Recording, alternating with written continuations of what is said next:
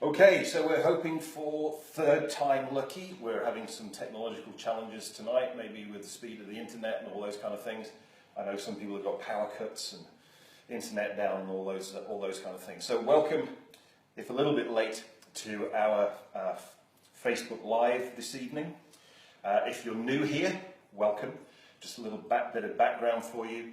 We are doing a Facebook Live every Thursday night, 7 p.m. GMT, for around about 25-30 minutes. And each of those Facebook Lives is going to be on a topic about NLP, of hypnosis, of timeline therapy, or of YM Huna. And I welcome questions from you guys as to what you'd like me to cover in future weeks. We've got a few extra ones lined up already, but please send your questions in. Also, what I've done is I've set up a Facebook group called David Shephard's Facebook Lives, and you can join that group. It's open to all, so please invite your friends to join that. And what I'm putting there is each of the previous Facebook Lives is archived into that group, so they're all really easy to find. This is number 7, and so there are 6 already there.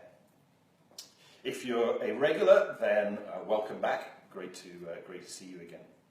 So here's our topic this evening: the secrets of goal achievement.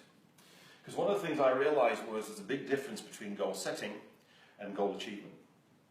And on Saturday I was doing one of our introduction to NLP seminars, and I always start out asking the group the same question: how many people here set a goal and you achieved it? And everybody puts their hand up. And I say, and how many people here set a goal and you didn't achieve it? And everybody puts their hands up. So we know it's not a matter of whether you can achieve goals or not. You have. We all have. The question is, why do we achieve goals when we achieve them, and why do we not achieve them when we don't? What's the difference that makes the difference between goal setting and goal achievement? And that's what I want to talk about tonight. So, now here's a flip chart that I prepared earlier, in fact, twice already this evening, which is what I call your ultimate success team, and your ultimate goal achievement team, which is your conscious mind and your unconscious mind, and the fact that they are communicating with each other. And they each play real key roles within the goal achievement process. So just to recap, for those of you new, conscious mind is the mind that you think with. It's the logical, rational, sensible mind. And then there's your unconscious mind. The unconscious mind is the mind that you feel with. It's the intuitive mind. In actual fact, your unconscious mind is everything that you're not thinking about right now. Think about that. That's right, there you go. So the roles that they play in goal achievement is that your conscious mind is the goal setter. Yeah, so your conscious mind sets the goal, whereas it's your unconscious mind which is the goal getter. So as soon as you set your goal, your conscious mind's job is done. And then the whole process of getting the goal is handed over to your unconscious mind, which means that your conscious mind is answering the question, what? What is it that you want to have? That's it. Thinking about what you want and deciding. That's it. Then its job's done. And also, goals are have goals, yeah? Because a lot of people go like, I'm going to set a goal of who I want to be in the future. Well, you just be that person now. Or they set goals of what they want to do in the future. Well, just start doing it now. Whereas the difference with haves is that haves take action and they take time, and there are more than likely steps involved. So that's the job of your conscious mind. Then once your conscious mind has decided what it is that you want, then that whole goal achievement process is handed over to your unconscious mind to work out the how. How do you do it? Now here's the first real important thing here. What many people do when they're setting goals is they don't limit themselves just to thinking about their what. They start consciously thinking about the how. And if they can't think in the logical way right then of how they're going to achieve the goal, then what they do is they don't even bother setting it. Because they go, well, I just can't for the life of me think how I'm going to achieve this, so there's no point setting the goal. That's a guaranteed way of not achieving your goal. So logically, rationally, sensibly, what you're thinking about is what is it that you want to have. Then you stop thinking about it. We need to communicate the goal effectively to your unconscious mind, so that your unconscious mind knows what it is that you want, so it can start working out the how. And your unconscious mind is aware of an infinite different numbers of ways of achieving your goals than you could ever think of consciously. So how do we actually communicate this from the conscious mind to the unconscious mind? Now this is where something which I'm sure many of you are already aware of really comes in, and what its real purpose is. And that's the idea of SMART goals. Now, you know, I've heard recently about people saying that, that SMART doesn't work for goal achievement. My experience is that it does. And though, what I've become aware of is there is more to SMART than actually a lot of people are aware of. And when we get those key distinctions, then SMART is a very effective way of communicating the goal from your conscious mind to your unconscious mind. And I'm not going to go through SMART in total tonight because it's something most people are familiar with, but what I want to talk about is the real key distinctions that make SMART work. And the first one is specific. In actual fact, I think specific is probably the single most important step in SMART. And here's the reason why. Your unconscious mind has the thinking style of a 5, 6, or 7-year-old. Because we don't actually develop a conscious mind until we're about 5, 6, or 7. Then we get a conscious mind we can think for ourselves. But the unconscious mind keeps that thinking of a 5-year-old. Yeah, maybe a 7-year-old, but 5-year-old. Now I ask you a question. If you were going to ask a 5-year-old to do your weekly shopping for you, how specific would you make the list? My guess is you're saying very specific. Because if you just say, here's £50, go get some food, you know that this little 5-year-old is going to come back with carrier bags full of crisps and chocolate, and that's it.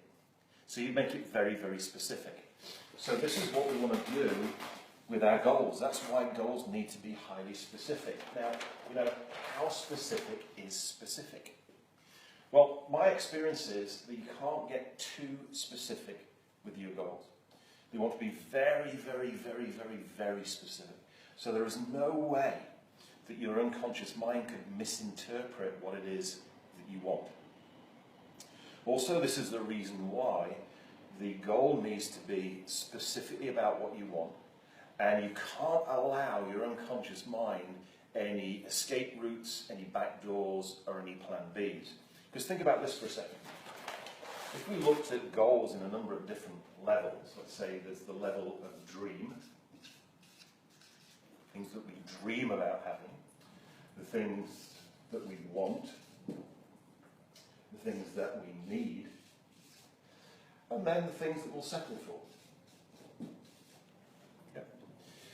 There's one of those levels of goals that you will always achieve. And this is one here, the settle. So what a lot of people go like, well, I dream of having this, but I'd settle for this. I really want this, but I'll settle for this. Now, even worse, some people go, well, I need this, but I'd settle for this.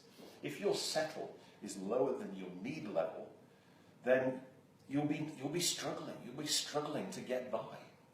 So if you want to live the life of your dreams, you need to make sure that you won't settle for less than that.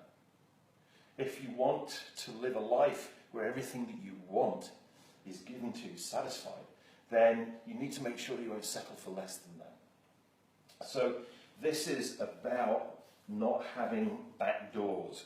It's about, because the back door is like, well, this is my dream, but I'll be happy with that.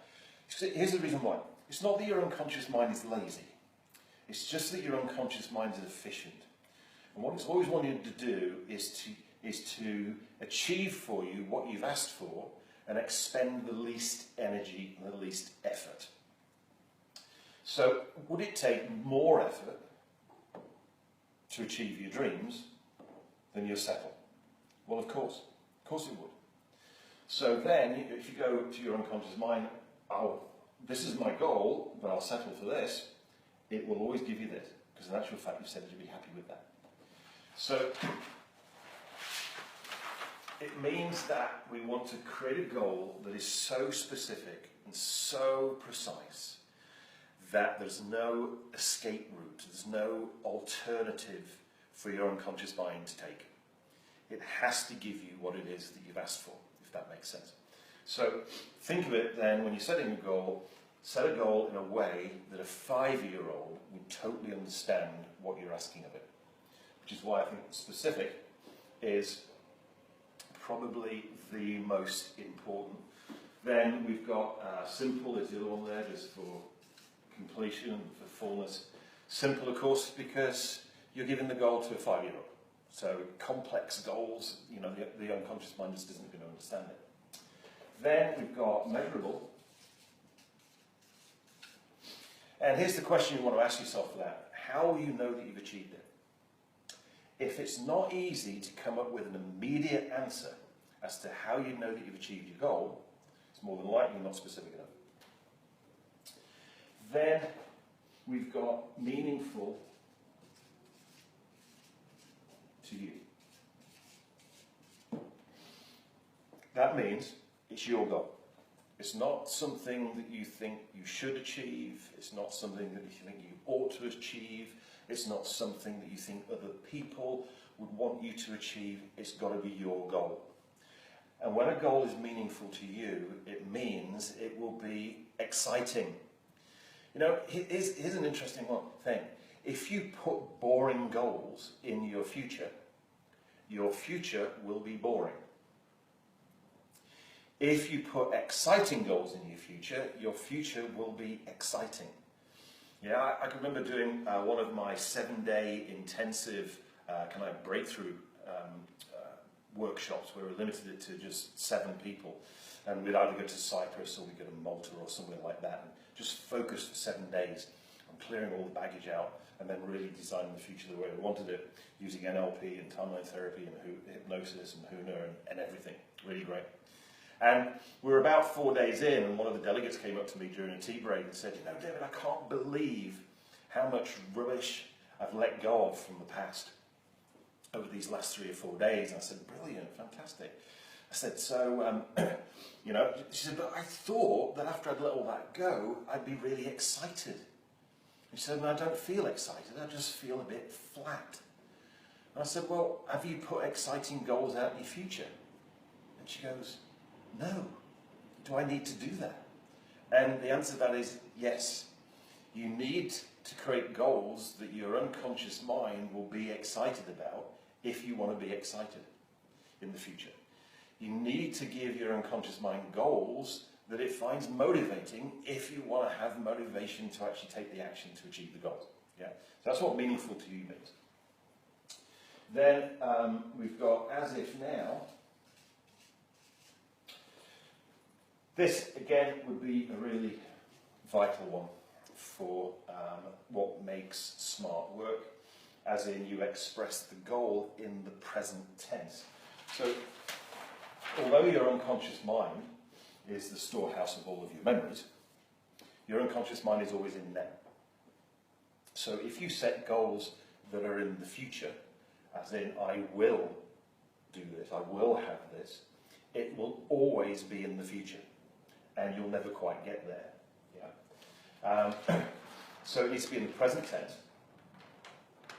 And here's another little distinction which I hear sometimes, which is more related to this specific one again. So here's an example. So it needs to be in the present tense. What we've also got here is that it's timed. So how we work that is, let's say you've got a goal that you want to achieve by the 31st of December 2017, okay? So what you do is you say, it's December 31st, 2017, and I make this amount of money, I earn this amount of money, I live in this house, I weigh this body weight, I have this percentage body fat. That's in the present tense, yeah? So the date, so it's almost like you project yourself out to the point you've achieved it and express it as you would do at that point in time. Now here's a real little distinction here that I've heard a number of times with people. They've gone, it's December 31st, 2017, and I want to make X amount of money. May I suggest that you've already achieved that? You've already achieved the wanting. You know, if you set a goal like that, on December 31st, 2017, you'll achieve your goal of wanting to make that amount of money. Well, you've already achieved that goal. So it's not want to make, it's I make. Real important distinction with and also in the present tense. Then we have achievable, and let's put that together with realistic, because there are two questions that you want to ask yourself about your goals. Yeah, and these are really important. You might want to write these down. Do I believe I can make this happen? Is the first question. Do I believe I can make this happen? And what you're actually doing is you're asking your unconscious mind whether your unconscious mind believes it can make the goal happen. What you're wanting from your unconscious mind is a resounding 100% yes, I believe I can make this happen. If you don't get a resounding yes, then more than likely what's there in the unconscious mind is a limiting belief or a limiting decision. So then you can ask your unconscious mind, so what would stop me from making it happen? And from your unconscious mind will come a limiting belief or a limiting decision, which we could use timeline therapy techniques to get rid of, or submodality belief change to get rid of. You see, if the unconscious mind doesn't believe it can make it happen, there's no point moving forward with that from a goal achievement point of view. You set the goal, but if your unconscious mind doesn't totally believe it can make that happen, the goal is not going to happen. So we need to work with the unconscious mind at that point in time to get rid of that goal block, if you like. Yeah? So the first question is, do I believe I can make this happen? The second question that you'd want to ask is, do I believe this will happen? I want to write that one down. Do I believe this will happen? Now that's less about belief and more about responsibility. Because quite often when I ask my clients, do you believe you can make this happen? Yes. Do you believe this will happen? Well, yeah, provided Bill does his bit.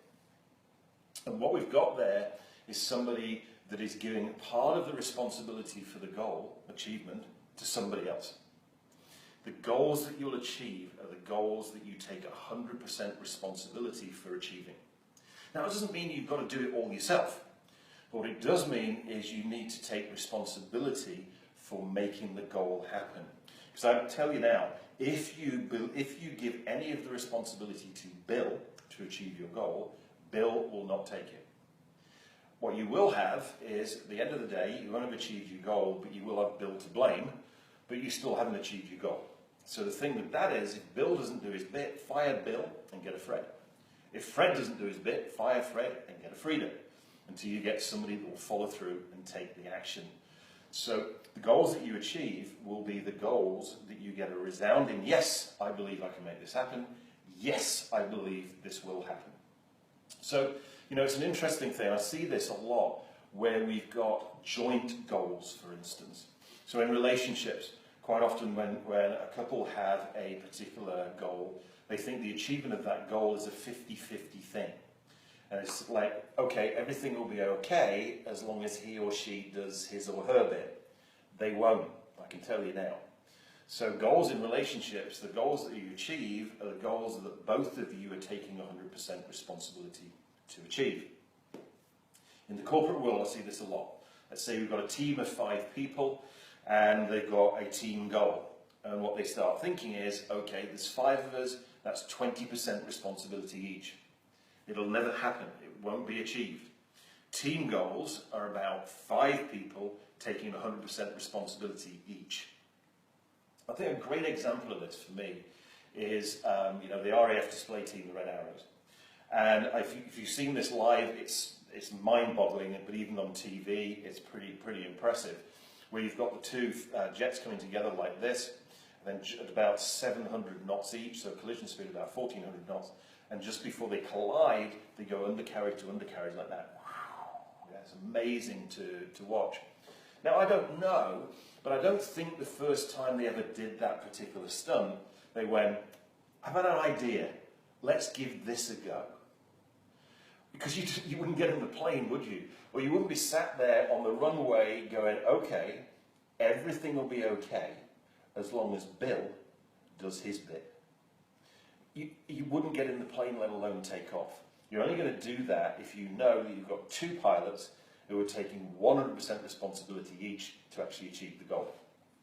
So those are two really important questions, and about belief and about responsibility.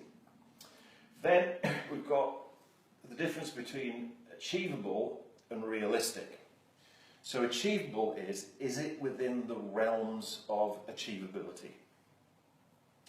The second one is it realistic for you, bearing in mind where you are now, how long you want to give yourself to achieve the goal, and what you're willing to do about it.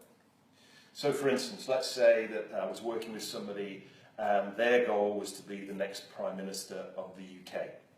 Is that achievable? Well, yes it is, unless they change the constitution of the United Kingdom, somebody is going to be the Prime Minister. So it's achievable. Then is it realistic for this person? Which would be down to where are they now, when's the election they want to win, and what are they willing to do about it? You know, if they set a goal to be the next Prime Minister of the UK, and they set that goal a week before the election, and they haven't done anything towards it at this particular point in time, it's unlikely to be realistic, even though it's achievable. Now, I have to bear in mind that there were certain things which were thought to be not achievable, let alone realistic, which actually then were proven to be achievable. I think the classic one that everybody quotes is the 4-minute mile. It was actually believed at that point in time that if somebody even attempted to run a 4-minute mile, it would kill them. And there's actually a medical doctor and like an amateur athlete, Roger Bannister, that actually did a 4-minute mile and did the mile in 4 minutes and didn't die and changed the beliefs of the world. There were people that already were stronger than him, fitter than him, had better stamina and faster than him, but they wouldn't even go for it because they believed that they would die as a result of it. He shifted the belief, and then very, very rapidly after he changed the belief, a lot of people actually did the same thing, in fact broke the record. So those are important things about achievable and realistic. And again, what it comes down to is, what does your unconscious mind believe is possible? Yeah, that's the real thing that's going to determine whether you achieve the goal or not. Then we've got responsible. And really what we're looking at there is, here's an example that I use with clients on this. I tend to divide life up arbitrarily into 6 areas. We've got business or career, we've got relationship, we've got health and fitness, family, spirituality, and personal development.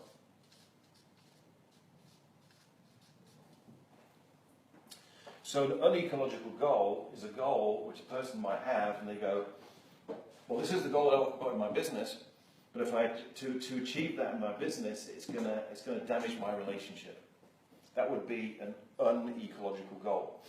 And we know the person's not going to achieve that because as they go for their goal, they believe it's going to damage their relationship. So it does damage their relationship, and now their relationship gets in the way. So an ecological goal would be a goal, say a business goal, that at very least leaves the other areas of the person's life in their existing status quo. Even better would be a goal in let's say, business, that not only would leave things in the status quo, but actually would improve all the other areas. Because then, not only are those areas not going to get in the way, they're actually going to support the achievement of the goal. We could then extend it out from the ecological point of view to others. So again, other people. So with a goal, we want to have it so that if we achieve the goal, it at least leaves us, the other people in a status quo. But even better would be a goal that if we achieve the goal, it would benefit others, because again, not only are they not going to get in our way, they're actually going to support us in achieving it. And if we wanted to then extend it out even further, we could extend it out to the planet. And again, what we've got is an ecological goal would be a goal that we achieved it, and it would leave a status quo for other areas of our life, other people, and the planet in general. But the goals that we're going to find the easiest to achieve are goals that would enhance the other areas of our life, enhance the lives of others, and enhance the planet in general.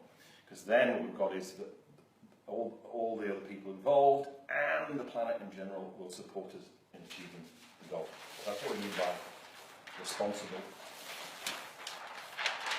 And finally, we have towards, because as far as our unconscious mind is concerned, the unconscious mind doesn't process negatives.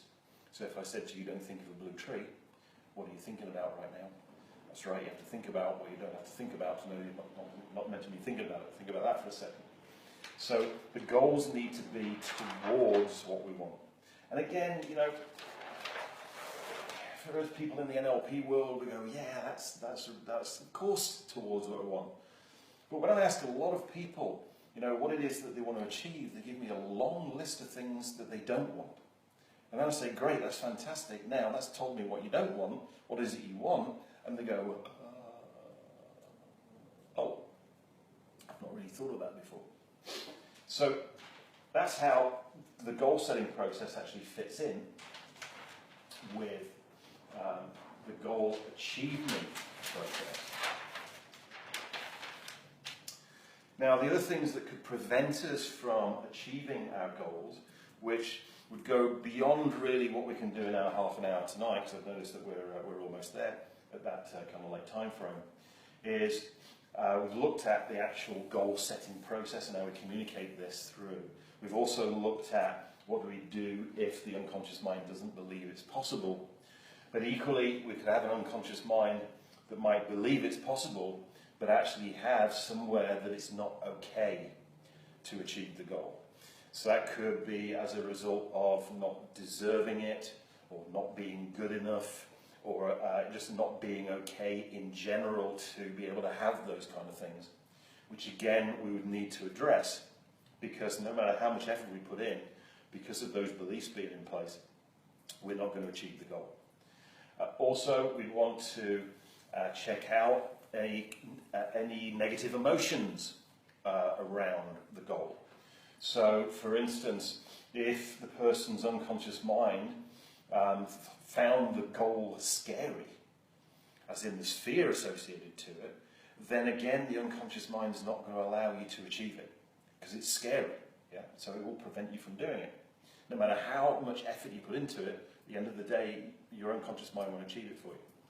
Also, you know, guilt can get in the way. Let's say that somebody wants to have a particular thing, but when they think of having it, they feel guilty. So again, if there's guilt there, then the unconscious mind is not going to let you achieve the goal, no matter how hard you work and how much effort you put into it. So again, this is where fantastic techniques of timeline therapy or creating future coaching techniques would enable us to be able to let go of any negative emotions associated with the goal.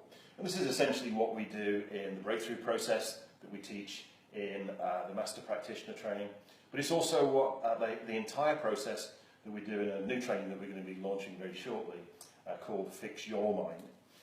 which is a goal achievement seminar, and basically enables you to look at whether you have anger or sadness or fear or guilt in the past, and actually get rid of those things during the 2-day seminar, to identify whether you've got limiting beliefs like I'm not good enough or any of those kind of things, and actually getting rid of those during the 2 days. And also look into how values, we talked about values in a previous Facebook Live, how our values might not be aligned with our goals and get in the way.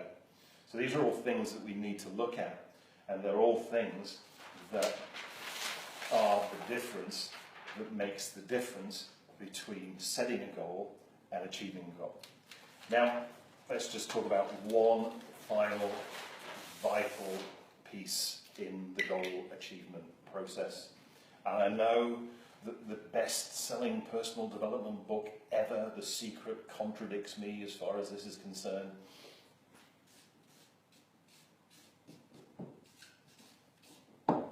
Action. You've got to take action. Physical action to achieve your goals.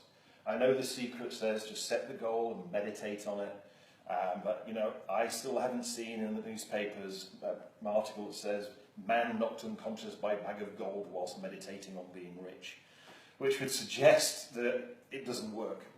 We need to take action, and there's a reason for that. And here's the reason.